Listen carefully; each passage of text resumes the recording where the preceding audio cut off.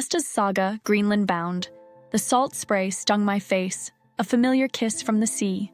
Dublin, a city of mingled Norse and Gaelic tongues, dwindled behind us, its smoky breath fading into the vast, grey-green expanse of the North Atlantic. My longship, the Seawolf, creaked and groaned beneath my feet, a living thing eager to devour the miles between us and Greenland. Beside me, Leif, his brow furrowed in concentration as he gripped the tiller, his lineage stretching back to the legendary Erikson, a constant reminder of the daring that coursed through our veins. Ever the thoughtful one, Magnus scanned the horizon, his gaze sweeping from the sky above to the churning waves below. Even now, he sought signs, portents whispered by the wind and the waves.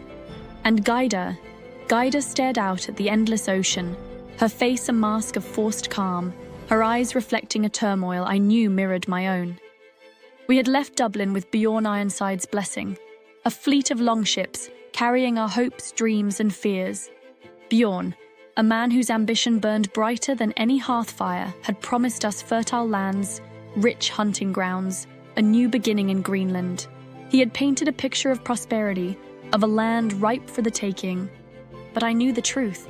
Greenland was not an empty canvas, waiting for our brushstrokes. It was a land already inhabited, a land with its own stories, its own magic. And it was a land shrouded in ice, a land that whispered of hardship and survival. Our first stop was Iceland, a land of fire and ice, where the earth seemed to breathe. We resupplied, repaired our ships, and listened to the tales of those who had braved the journey to Greenland before us. They spoke of treacherous currents, towering icebergs that could crush a longship like a nutshell, and storms that could rip the sails to shreds. They spoke of the Inuit, the people who called Greenland home, and their warning voices echoed in the wind. The days at sea stretched into weeks, each sunrise a battle against the relentless waves, each sunset a prayer for safe passage. The Seawolf became our world, its timbers our bones, its sails our skin. We were a drift family, bound together by blood, shared dreams, and the ever-present danger lurking beneath the waves.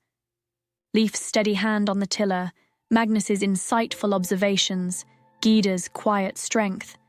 These were the anchors that kept us from being swallowed by the sea. One evening, as the sky bled into hues of violet and orange, a cry went up from the masthead. "Land!" A collective gasp swept across the deck. Greenland. It loomed before us, a dark, brooding presence against the horizon. It was not the lush green paradise Bjorn had described. It was a land of stark beauty, a land that whispered of secrets and challenges. I felt a shiver crawl down my spine as we approached the shore. It was not the cold. It was something else, something ancient and powerful. I looked at Gyda, and I knew she felt it too. We had crossed the sea, but our journey had just begun. We had come to Greenland seeking a new life, but what awaited us there was unknown. We were Vikings, warriors, explorers, but we were also human, vulnerable, and at the mercy of the gods and the land. And as I stepped onto the icy shore, I knew that our saga, the saga of Asta and her companions, was about to be written in the snow and the ice, in the blood and the tears, in the triumphs and the tragedies that lay ahead. This was not just a voyage across the sea.